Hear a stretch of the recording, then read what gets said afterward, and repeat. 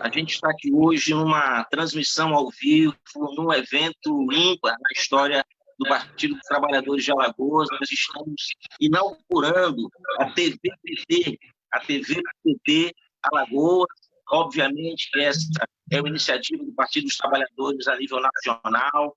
Vários estados têm a sua TVT. E nós aqui estamos inaugurando a nossa TVPT com a alegria, o prazer, o orgulho de fazê-lo com o nosso querido companheiro, candidato a presidente nas eleições de 2018, Fernando Haddad, e com o nosso queridíssimo deputado federal, Paulão.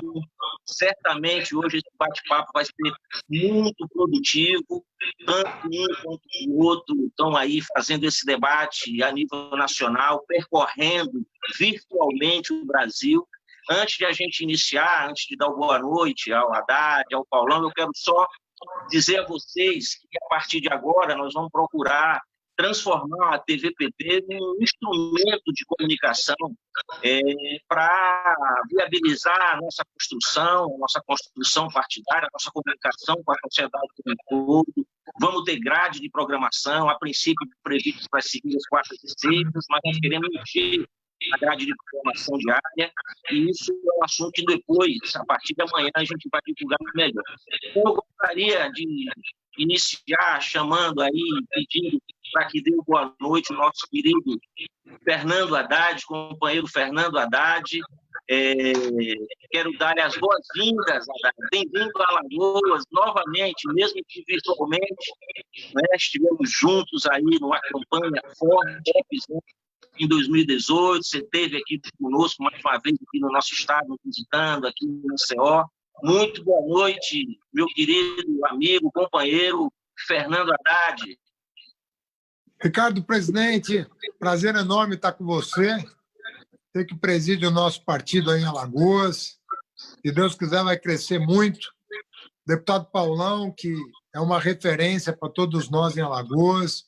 Eu sou que lidero o PT na Câmara dos Deputados por Alagoas, tem levado benefícios importantes para o Estado há muito tempo milita pelo Estado de Alagoas, conhece todas as regiões, conhece o interior, conhece capital, conhece tudo, se dá muito com os políticos locais, mas sempre fazendo a diferença em relação ao povo que mais precisa, ao povo pobre, ao povo trabalhador, aos professores.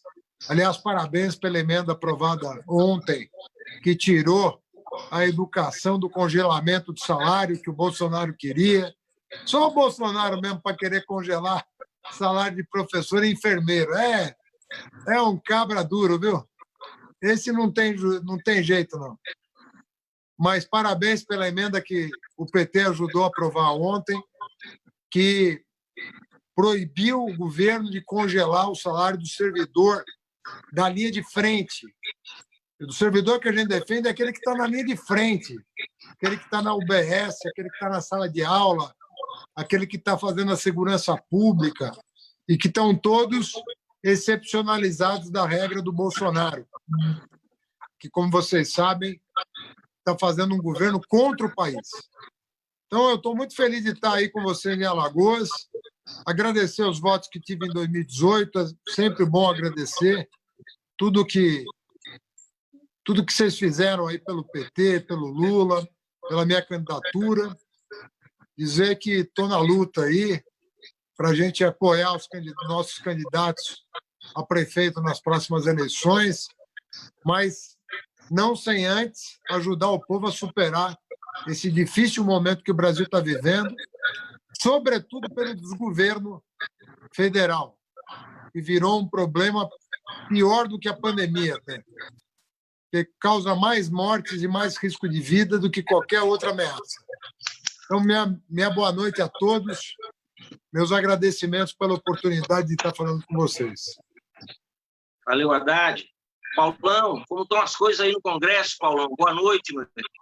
Boa noite, Ricardo. Eu queria parabenizar você como presidente do partido, em nome de toda a direção do PT estadual. Queria cumprimentar também de uma forma virtual a nossa presidente Gleice Hoffmann, o Gilmar, o nosso secretário de comunicação do PT Nacional, de colocar essa rede importante e que Alagoas inaugura, que é a TV dos partidos trabalhadores, de forma destacada a militância do PT, os internautas que estão nos assistindo. E eu queria, inclusive, que nesse momento, antes de entrar no mérito do Congresso, que a gente pudesse ouvir mais o Haddad. O Haddad, que além de ser professor, né, tem uma experiência de advogado, com especialização também na área de economia, foi prefeito de São Paulo, né, uma experiência singular, uma cidade daquela que tem acima de 10 milhões de habitantes, com suas complexidades. A experiência que ele teve no Nordeste, num momento assim de muita dificuldade, pelo impedimento da candidatura do presidente Lula, e o Haddad foi um gigante nessa caminhada, vindo aqui em Alagoas, no Brasil, com um discurso firme, sereno e diplomático, isso é fundamental. E nesse momento eu já vou concluindo, deixando até para o Haddad refletir que o eixo que você sugeriu, Ricardo, seria a pandemia, né? Mas também a consequência da economia, mas a gente tem um foco da defesa da vida, que é esse primeiro momento. Inclusive, a entrevista que eu tive a oportunidade, depois de muita relutância da Globo, né? Na Globo News, o Haddad fez um debate com o deputado federal Vitor Hugo, que é o líder do governo, e, sem dúvida nenhuma, ele tem um grande desempenho. E, por último, essa condenação, na minha visão, política do TRF4 de Porto Alegre, que condena, mais uma vez, o presidente Lula há 17 anos, e a defesa do presidente Lula, logicamente, vai questionar. É bom que o Haddad, depois, de algum momento, possa falar sobre isso, e a gente prestar aqui publicamente a solidariedade, essa liderança popular que nos orgulha, que é o nosso companheiro de caminhada, Luiz Inácio Lula Silva. Então, parabéns a todos os internautas do PT de Alagoas, parabenizando você por colocar mais um instrumento de comunicação importante, que é a TV dos Trabalhadores aqui em Alagoas. Alonso, se me permitir, eu vou começar pelo fim. O Ricardo, não sei se você ia falar. Não, eu ia passar a bola para você. Obrigado, querido. Mas, olha, te falar o seguinte, vou começar pelo fim, porque é muito grave o que está acontecendo no Brasil. E eu espero, como advogado do presidente Lula, que sou, mas como cidadão brasileiro, que o Supremo Tribunal Federal paute o julgamento da suspeição do Moro. Porque tudo isso começou com o Moro. O Moro não foi um juiz, foi um acusador. Ele é um acusador. E o Moro confunde as coisas. Ele acha que tem prova das coisas, ele não tem prova de nada. Já ficou conhecido na República. Ele é uma pessoa que acha que tem provas, mas quando ele vai lá e apresenta, não é nada. E o Moro, que tem um projeto de poder, ele estava imbuído, ele estava obcecado, na verdade, com a ideia de crescer politicamente em cima da maior liderança que esse país já teve, que foi o presidente Lula. E ele falou, se eu condenar o Lula, eu vou virar uma estrela no dia seguinte. No dia seguinte, eu vou ser a segunda pessoa mais importante do país. E foi o que aconteceu. Ele viu ali um atalho para chegar ao estrelato rapidamente, sem ter que ser prefeito, sem ter que ser ministro, sem ter que ser nada. Chegar ao estrelato, tirando da corrida presidencial o presidente Lula. Então, nós estamos agora diante disso. O Supremo vai julgar se o Moro foi um juiz imparcial ou se não. Se ele estava, de alguma maneira, instrumentalizando o Poder Judiciário com fins pessoais, quem sabe até político, partidário. Vamos ver como o Supremo reage a tudo o que aconteceu, a todas as invenções que fizeram. Eu tive a paciência de ler esse processo mais de uma vez. Vou dizer para você, não tem um jurista sério que leia esse processo e tenha condições de dizer que o Moro agiu na forma da lei. Não tem. Nem no Brasil, nem no mundo. No mundo, menos ainda. Porque no mundo as pessoas olham sem partidarismo. Você pede para um jurista italiano, argentino, espanhol ler o processo, com mais facilidade ainda, ele diz que o processo não se sustenta. Agora, hoje, nós temos que falar da saúde das pessoas e da economia das famílias.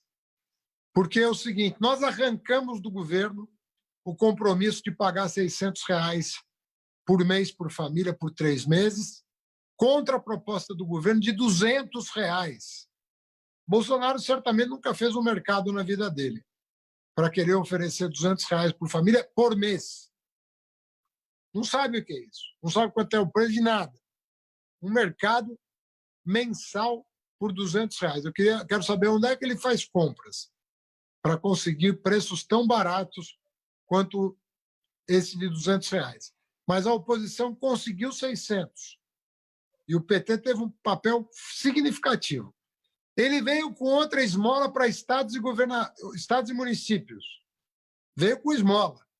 Nós aprovamos no Senado o apoio condizente com as necessidades da pandemia. E os governadores vão receber um aporte de recursos.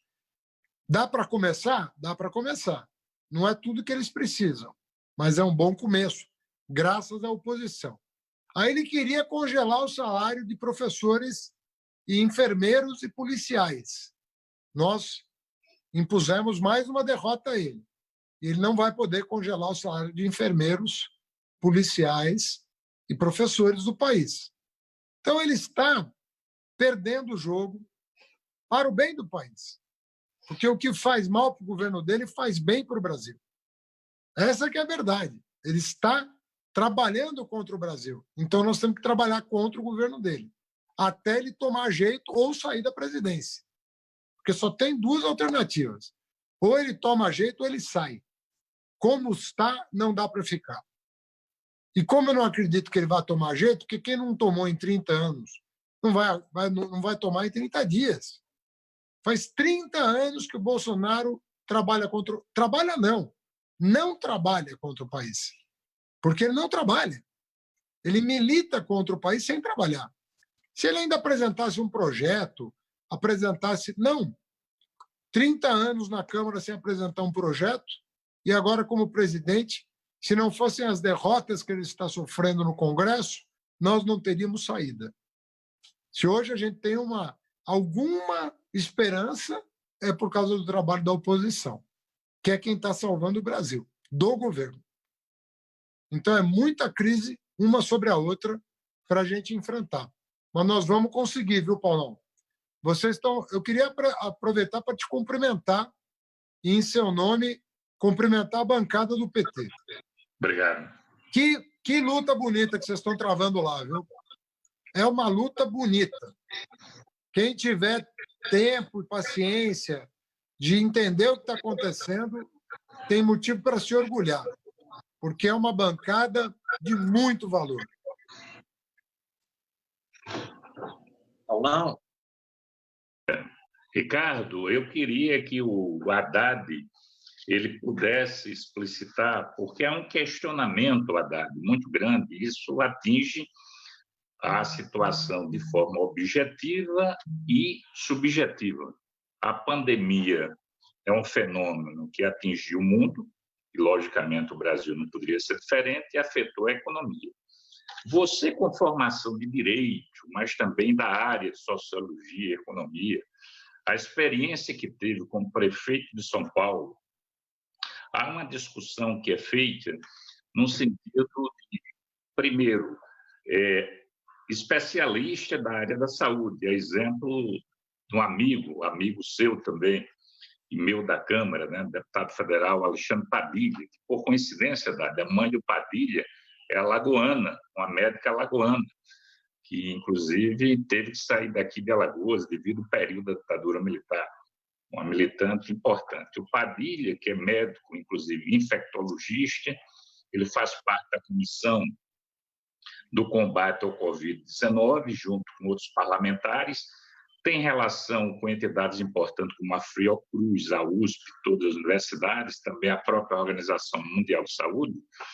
É uma notícia complexa, mas a leitura que tem dos especialistas que dificilmente esse ano nós teremos uma vacina para o combate ao Covid-19.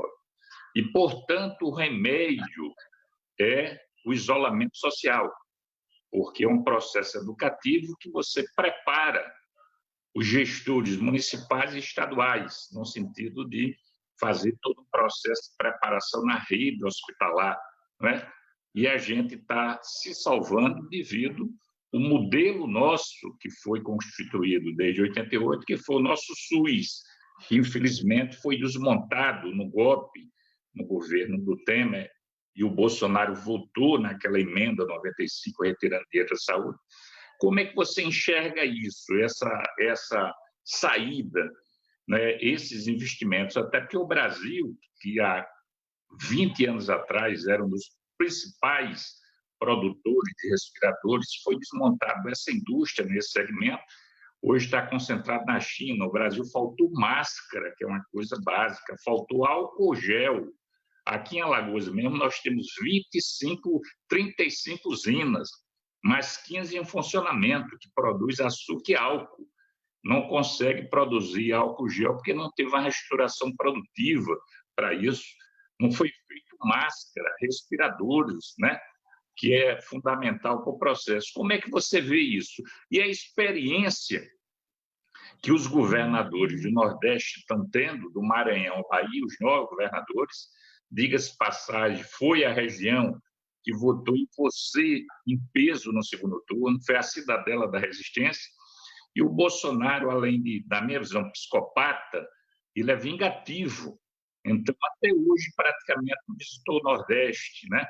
Ele não vem para o Nordeste, e os vários governadores dos 9 estados, que são 4 são do PT, eles fizeram a experiência do consórcio do Nordeste, o consórcio do governador, e dentro do consórcio eles fizeram a contratação de um grande cientista paulistano, que fez uma opção de morar no Rio Grande do Norte, o Nicoleles, e que ele está fazendo essa rede de cientistas, no sentido de fazer compra, contratar médicos, inclusive médicos cubanos que foram discriminados ideologicamente. Então, como é que você vê essa leitura do consórcio, dessas ações do governador, de isolamento social, que é fundamental, e depois discutir também outra temática na ordem política que eu deixo para o final, que é o que fazer sobre isso. Mas eu queria que você aprofundasse essa questão. Foi importante essa experiência do consórcio, essa articulação que está tendo, como é que você enxerga isso, e principalmente a participação do Nicoleles, que é considerado um dos 10 homens mais inteligentes e comprometidos com a ciência no mundo? Olha, deputado, eu vou dizer para você, eu garanto a você que os melhores governadores do país estão no Nordeste. Não tenho a menor dúvida em afirmar isso. Nós temos efetivamente uma safra de governadores, e não é de hoje, que evolui a cada mandato, que aprofunda as políticas públicas inauguradas pelo presidente Lula a cada mandato, e hoje a região que lidera, pra você ter uma ideia, até a educação do país. Graças ao Fundeb que nós aprovamos, a educação hoje do Nordeste, de vários estados, é melhor do que a educação ministrada nos estados aqui do Sudeste e do Sul. Para você ver o que foi a mudança estrutural que nós promovemos com Fundeb, com Bolsa Família, com Cisterna, com Luz para Todos, com Minha Casa Minha Vida, com todos os programas que você conhece, a expansão das federais, os institutos federais no interior todo, aí em Alagoas, quantos que eu não inaugurei? Então, mudamos a cara do Nordeste. O Nordeste evoluiu, formou um consórcio. Esse consórcio está enfrentando com muita dignidade a situação. chamou um cientista, candidato ao Nobel, inclusive, para coordenar as tarefas de combate à epidemia, junto com um ex-ministro de Ciência e Tecnologia do Lula, ex-ministro Sérgio Rezende, que foi meu colega de ministério. O Sérgio Rezende também é um grande cientista, não é? É um acadêmico de muito prestígio, e o Sérgio foi ministro da Ciência e Tecnologia no tempo que eu fui ministro da Educação. Então, o Nordeste está em boas mãos. Qual é o problema? O problema é que tem um jogador em campo fazendo gol contra, que é, por acaso, o presidente da República, que não deixa os governadores trabalhar, não apoia os governadores no seu trabalho. Então, nós temos hoje um jogador. Não é que nós temos um jogador a menos, nós temos um jogador fazendo gol contra. Então, nós temos um problema que é administrar o Bolsonaro. Você veja que ele tira o domingo para ofender o Congresso Nacional, para ofender o Supremo Tribunal Federal, para ofender os governadores, para ofender a imprensa, para ofender países que compram nossos produtos. Ora ele ofende a Argentina, ora ele ofende a França, ora ele ofende a China. Ou seja, não tem semana que ele não cria uma desavença. A ponto dele hoje ser considerado no mundo um motivo de preocupação.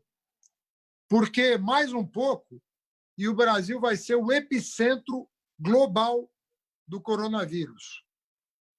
Ele está fazendo tudo para superar os Estados Unidos. Ao invés de copiar as coisas boas dos americanos, ele está copiando as piores coisas. Por exemplo, o descaso com a ciência. Então, nós estamos hoje numa situação delicadíssima, porque ele é um elemento de instabilidade no país, tanto do ponto de vista sanitário, quanto do ponto de vista econômico. E eu repito o que eu disse, se não fosse a oposição trabalhando pelo país, o país já estaria em frangalhos, porque não teria aprovado nada para apoiar as famílias, as empresas e os governos estaduais e municipais. Então, é uma pessoa completamente despreparada, nunca teve preparo. Mas, para essa crise, ele não tem a menor condição de continuar. Ele teria que renascer, que se reinventar. Porque tudo que ele foi até aqui, ele já tem mais de 60 anos, é uma pessoa que não tem condição, efetivamente, de governar o país. Ele está desgovernando o nosso país. Nosso país hoje é um carro desgovernado. Onde vai bater, nós não sabemos. Mas ele está desgovernado. Haddad, teve uma pergunta do nosso Marcelo Nascimento, bem assim. Como você avalia as manifestações antidemocráticas contra o STF e o Congresso Nacional realizado no último domingo, contrariando todas as medidas sanitárias? Olha, você pode... É muito democrático você fazer críticas. Não tem problema nenhum você fazer críticas. Eu posso fazer crítica a um deputado, eu posso fazer crítica a um jornalista, eu posso fazer crítica a uma reportagem. Não tem problema nenhum. Isso é da democracia. Isso faz parte, inclusive, da liberdade de expressão. Mas quando eu vou pedir a volta do AI-5, as pessoas que estão me ouvindo talvez não tenham a paciência de ir na internet e digitar lá legislação AI-5 Planalto. Vai vir o texto do AI-5 para você ler. Esse texto deve ter 2 páginas. Se for muito, vai te ocupar 10 minutos para você ler. Faça a gentileza de ler o AI-5 antes de ir para a rua gritar uma coisa que você desconhece. Leia. Vai te tomar 10 minutos. 10 minutos. E você vai saber que o AI-5 autorizava o presidente a provocar um recesso do Congresso Nacional e ele decidir quando que o Congresso se reuniria. Ele poderia confiscar bens, ele poderia tudo que você pode imaginar, caçar mandatos. Era uma carta branca para o presidente fazer o que bem entendesse com o país. São 2 páginas só. Só que são 2 páginas que entrega para o presidente da República um canhão contra a nação. Totalmente irregular, totalmente inconstitucional, totalmente arbitrário, autoritário. Foi um dos atos talvez o ato mais autoritário da nossa história, que é autoritária. O AI-5 é uma vergonha. Alguém falar de AI-5 é uma vergonha um país que tenha tido um ato institucional como aquele. Sabe uma vergonha? Não tem brasileiro que leia aquilo que possa se orgulhar do país que teve que contar com aquela palhaçada para ser governado. Pôs na mão do presidente da República um poder absoluto sobre a vida de todos os cidadãos. Supremo, Congresso, tudo. Mandatos, patrimônio pessoal das pessoas, tudo na mão de uma pessoa só. Ou seja, não tem... E uma pessoa que sequer foi eleita, porque o presidente da época da ditadura não era eleito pelo povo. Então, é muito grave um presidente fazer isso. Para mim, isso é crime de responsabilidade previsto na Constituição. É crime de responsabilidade e também é fácil digitar lá crimes de responsabilidade do presidente da República. Vai vir o artigo de lei que descreve os crimes de responsabilidade. E um deles é atentar contra o livre exercício dos poderes da República, tanto o legislativo quanto o judiciário. Então, que ele cometeu crime, não tem a menor dúvida. E ele deveria responder por esses crimes no Congresso Nacional. Haddad, você, com muita propriedade, está fazendo uma narrativa importante, e eu volto de novo para o Covid. O Covid que surgiu na China, atacou logo a Ásia, foi para a Europa, chegou aos Estados Unidos e aqui na América do Sul. E o que a gente percebe de saldo, onde tinha estrutura estatal, como foi o caso da China, que surgiu o próprio vírus, mas lá, como o sistema estatal, deu resposta rápida, não só no tratamento, né, a estrutura de leitos, enfim. Os Estados Unidos, que é a maior potência econômica, que o modelo é privado, você ainda está tendo esse desafio que a gente está acompanhando, mortes de forma exponencial. O Brasil ainda se segurou um pouco devido ao modelo SUS, mesmo desmontado pela emenda 95 e o Bolsonaro, enfim. Tem consequência para a economia e com propriedade, sem jogar confete. Se a gente tivesse um líder, mesmo que você tivesse perdido a eleição, mas fosse uma pessoa com estatura, com visão republicana, ele coordenando esse processo, ele apostou e está apostando no caos. E foi necessário que a Câmara primeiro, porque o próprio Senado, através do seu presidente, que estava no processo de contaminação do Covid, mas está fazendo uma relação política junto com o Bolsonaro, foi necessário o Rodrigo Maia, mesmo numa visão heterodoxa, ele sendo do DEM, né? Ele compreendeu o processo junto com a oposição e fez uma agenda dessa ajuda que você falou, que ele não queria, não Paulo Guedes, e depois de muita pressão, ele enviou o projeto de R$200, a gente queria um salário mínimo, chegamos a 600, mas em alguns casos pode ser até 1.200, se a mulher for chefe de família, mesmo assim ela atrasa o pagamento. E o que é mais grave, a estrutura somente da Caixa Econômica, que já tinha sido desmontada pelo Temer, né, desativando agências, fazendo um PDV, um plano de demissão voluntária, demitindo os funcionários, estava, inclusive, caminhando para a privatização. A Caixa Econômica não dá resposta sozinha. Então, você tem banco público aqui no Nordeste, fortíssimo, que você conhece, que é o BNB, a própria rede do Banco do Brasil, mas o Bolsonaro, propositalmente, Ele não quer que essa rede pública seja ampliada para que as pessoas fiquem na fila, sejam contaminadas para gerar o caos. A mesma coisa municípios e estados, e principalmente a raiva que ele tem no Nordeste. Ele não repassa o dinheiro, inclusive para criar um conflito, e o governador Wellington, que é um grande quadro, um dos mais orgânicos do PT, você sabe disso, com aquela simplicidade dele, né? O nosso índio, ele disse, se não vier recurso para o Piauí, eu não pago a folha de maio. Então, veja como é o caos sobre isso. Aí vem uma pergunta da militância, que preocupa muito, né? Com tudo isso, você tem um Ministério, o Supremo Tribunal Federal ainda acuado, com certo medo, né? Melhorando um pouco, mas com certo medo. O Ministério Público Federal, que na sua maioria foi bolsonarista, né? Inclusive com Moro e um grupo expressivo do Poder Judiciário e as Forças Armadas. Então, a correlação de força é difícil, mas a nossa militância cobra, e às vezes não está vivendo o cotidiano, sem se aprofundar um pouco mais sobre isso, como se fosse fácil o processo de impedimento, né? De mobilização. E a pandemia, com isolamento social, a gente não pode ir para a rua.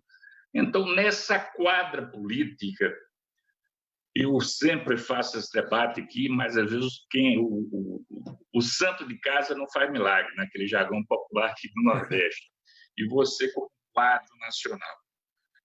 Um dos segredos é como os governadores estão fazendo consórcio, no nosso caso, é fazer uma grande frente em defesa da vida, porque em defesa da vida extrapola os partidos de esquerda até de centro que defendem a democracia, envolvendo a OAB, igreja, o segmento popular, a classe, o segmento cultural que está sendo... Primeiro, uma frente em defesa da vida, para acumular força, uma frente democrática, sem dúvida nenhuma. E a gente tem que engolir, como foi o caso do 1º de maio, que a CUT fez agora, onde o Lula participou do 1º de maio virtual com o Fernando Henrique Cardoso, que alguém pode dizer, mas esse cara, sim, tudo bem, mas o que está em jogo é a vida nesse momento.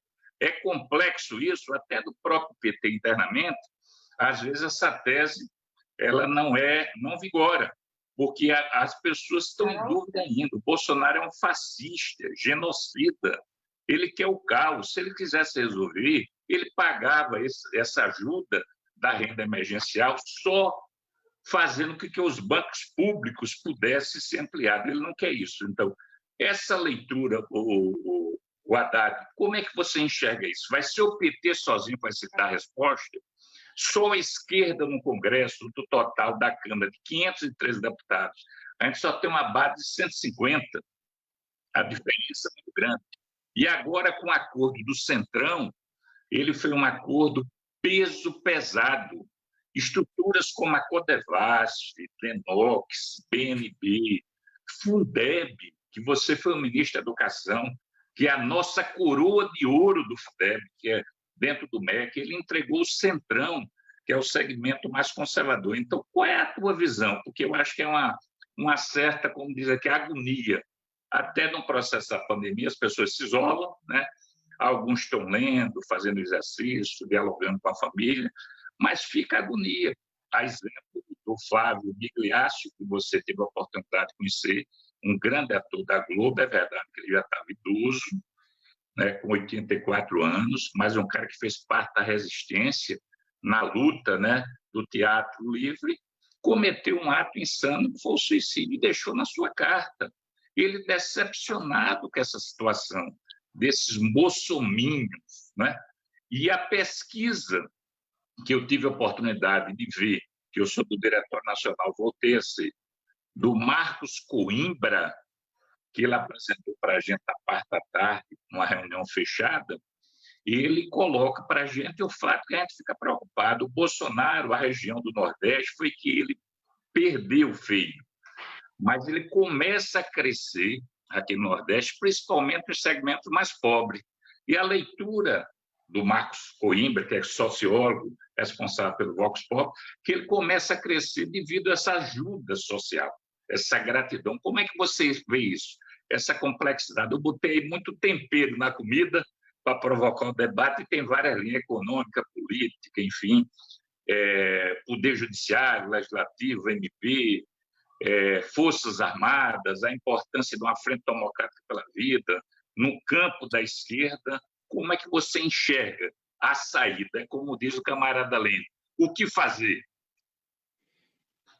Deputado, nós temos que acumular força. Nós não temos força hoje para votar o afastamento do Bolsonaro, apesar dele já ter cometido crime de responsabilidade. Então, isso é um trabalho, não é um trabalho de uma semana. Porque o ideal é que ele renunciasse. Mas ele não vai renunciar porque ele não tem nem dignidade para isso. Então, ele vai insistir em ameaçar o país o tempo todo.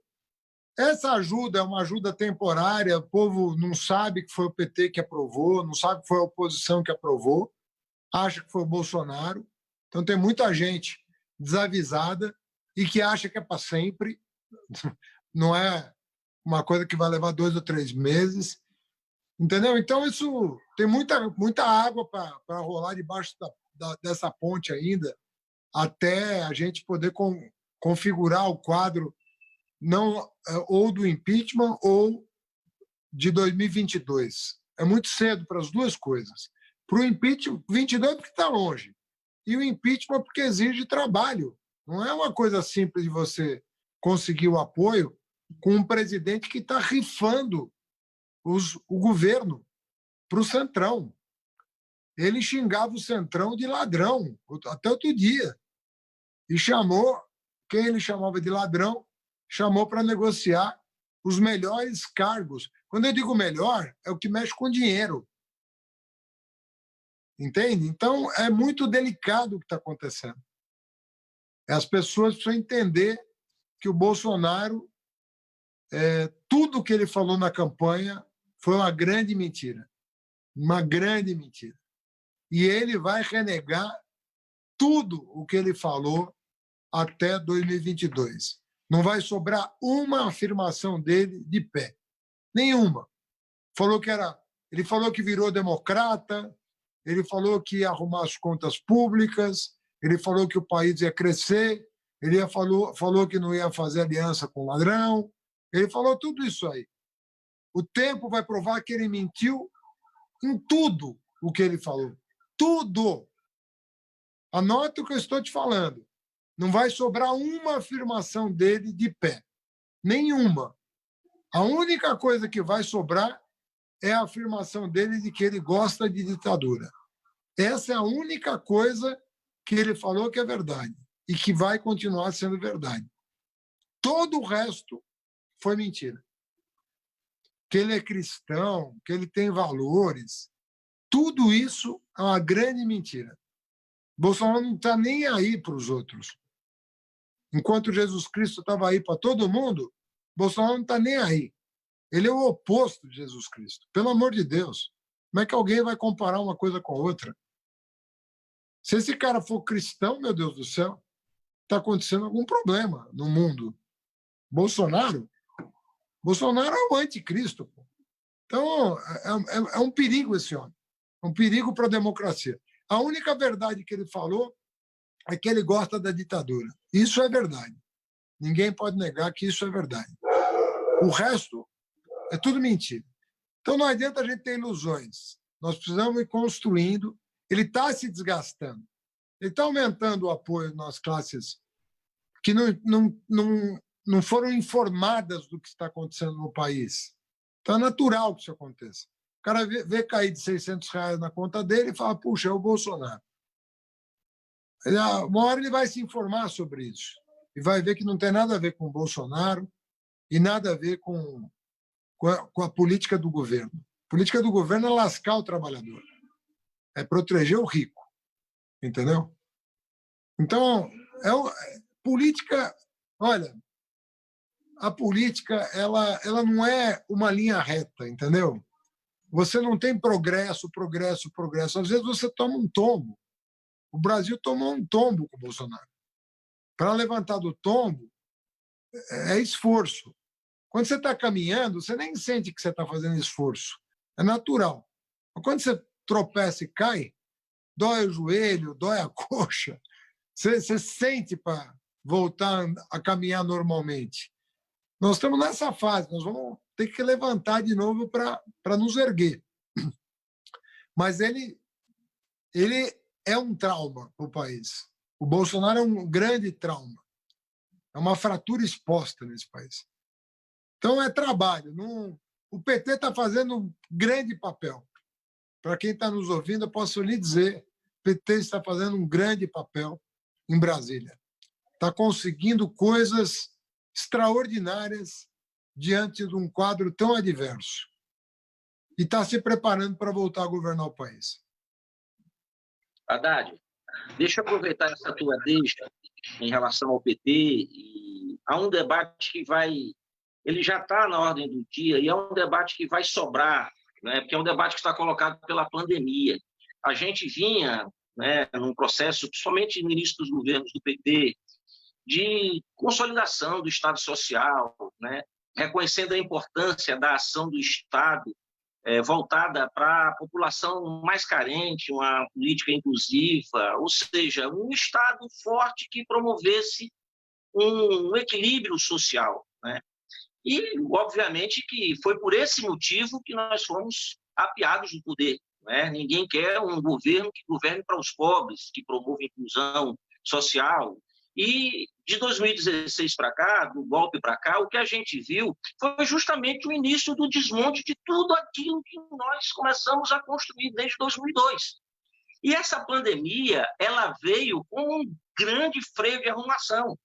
Essa pandemia, ela veio para dizer que a verdade, a praxe, digamos assim, é aquela que nós vimos praticando, que o Estado necessário para a atual realidade, para riscos futuros, é o modelo de Estado que nós defendemos. Né? Porque que modelo de Estado e política econômica que foi aplicada de 2016 para cá? Né? O início do desmonte do SUS, mais de 20 bilhões que deixou de ser investido, o fim do financiamento e a redução do financiamento em pesquisa, o fim dos mais médicos. Olha só, eu só estou te falando três políticas que foram desmontadas que seriam fundamentais para a gente combater essa pandemia em outra situação, não é? Então, o que vai restar disso tudo, Haddad, é esse debate, ou seja, mais uma vez fica provado, e é por isso que nós vamos, e temos grandes chances, né, e eu concordo com você, de recuperar a narrativa e o protagonismo dessa narrativa e voltar a governar o Brasil, porque nós estamos com a praxe na mão, nós praticamos uma política correta e que o fato do governo Bolsonaro estar fazendo pelo desmonte que veio fazendo é justamente a incapacidade de a gente lidar com essa pandemia, com esse modelo de Estado. Só para você desenvolver esse mote aí, não sei se nós estamos chegando no final, mas que isso fique registrado também. Tá. Bom, eu vou 8 horas, a gente marcou, eu tenho outra conferência dessa. Então, estou marcando de hora em hora, para dar tempo de eu falar com vários estados. Legal. Tranquilo. Mas então, queria te agradecer, Ricardo, ao Paulão, a você, ao PT de Alagoas, mandar um abraço carinhoso aí para a nossa militância. Mas, olha, vamos falar conceitualmente. O mercado, por definição, ele é o ambiente da insegurança. Por definição. Vou dar alguns exemplos. Você tem a certeza que você vai estar empregado daqui até a sua aposentadoria? Não. Você não pode ter certeza. Por quê? Porque o mercado é instável. O empresário pode jurar para a família dele que a empresa dele vai ficar, só crescer daqui até ele morrer para deixar para os filhos dele uma empresa. Ele pode afirmar isso. A Boeing, que comprou a Embraer, está devolvendo a Embraer porque vai quebrar. A Boeing. Então, ninguém sabe. O mercado é o lugar do risco, é o lugar da insegurança, é o lugar da imprevisibilidade para empresários, para trabalhadores, para todo mundo. Uma sociedade de mercado, como falam, não é uma sociedade. Uma sociedade onde todo mundo se sente inseguro o tempo todo não é uma sociedade. Isso é uma loucura o cara falar de uma sociedade de mercado. Porque, além do mercado, você precisa do ambiente de segurança, onde uma pessoa nasce e sabe que ela vai ter educação, que ela vai ter saúde pública, que ela vai ter segurança pública, que ela vai ter as condições para que ela possa disputar no mercado de acordo com o seu mérito, de acordo com a sua vocação, de acordo com o seu potencial. Agora, se você não garante para as pessoas, independente da raça, da classe social, independente da região em que ele nasça, se você não garantir esse enxoval que dá segurança para todo cidadão, como é que você vai jogar ele no mercado? Ele vai virar bicho no mercado? Ele tem que entrar como gente no mercado. Para ele entrar como gente no mercado, é o Estado que garante as condições. Então, essa coisa de sociedade de mercado é uma bobagem. Não existe mercado sem Estado. Não existe mercado sem Estado. Existe selva sem Estado. Mercado, não. O mercado pressupõe o Estado. Porque o Estado é o que garante que todo mundo tenha condições de se apresentar como trabalhador, como empresário, como prestador de serviço, como microempresário, como autônomo. É o Estado que garante essas condições, provendo segurança pública, saúde pública, educação pública, previdência pública, assistência pública. E aí sim você vai se desenvolver para além daquilo que a sociedade te garantiu. Você fala, não, é pouco isso aqui, eu quero mais. Vai trabalhar, vai inovar, vai criar, abre a tua empresa. É muito justo. Mas não existe sociedade de mercado. Existe selva sem Estado. Mercado não existe. Então as pessoas precisam entender o seguinte: tem que ter Estado. Ou você acha que numa pandemia dessa você vai se virar sem o Estado? É o Estado que garante a sociedade numa hora dessa. Numa guerra, é o Estado que garante. Numa pandemia, é o Estado que garante. Num terremoto, é o Estado que garante. Num evento climático, é o Estado que garante. Quando a Vale derramou lama nas cidades de Minas, foi a Vale que arrumou as coisas lá? Foi o Estado.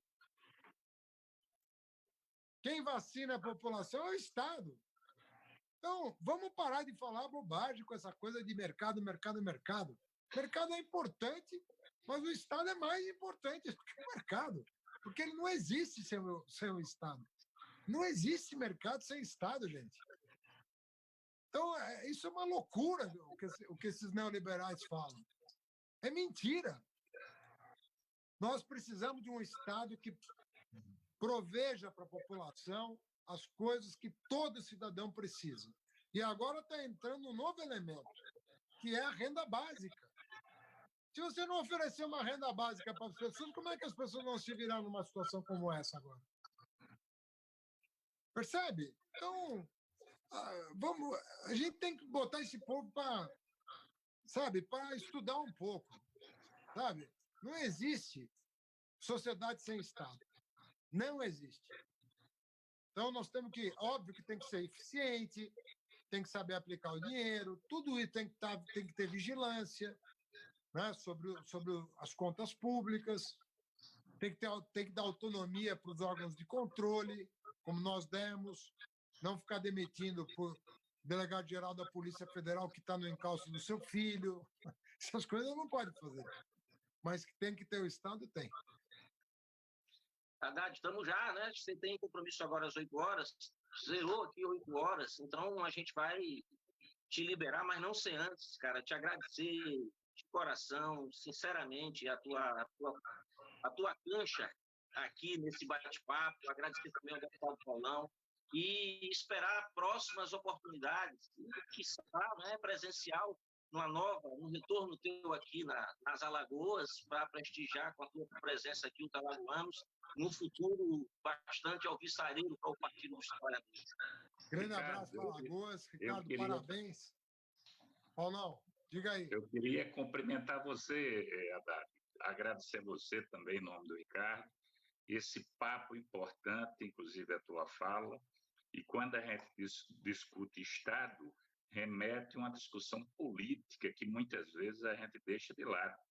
É discutir o socialismo.